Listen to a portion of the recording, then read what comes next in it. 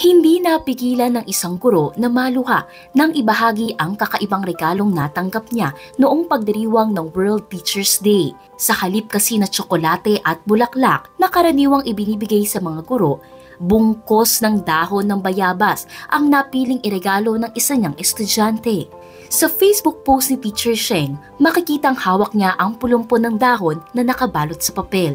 Kwento ng guro, lubos siyang naantig dahil hindi nagdalawang isip ang bata na ibigay ito sa kabila ng mga iba pang magagarbong regalo na handog ng iba pa niyang estudyante. Dagdag pa ni Teacher Sheng, naantig siya sa effort ng bata na ipinakita ang pagpapahalaga nito sa kanya kahit sa simpleng paraan. Para sa kanya, hindi mahalaga ang mamahaling regalo. Kahit simpleng bati lang daw ay sapat na dahil ang tunay na mahalaga ay makita niyang nagsusumikap ang kanyang mga estudyante para sa kanilang magandang kinabukasan. Para sa iba pang content tulad nito, mag-follow at mag-subscribe sa social media pages ng News 5.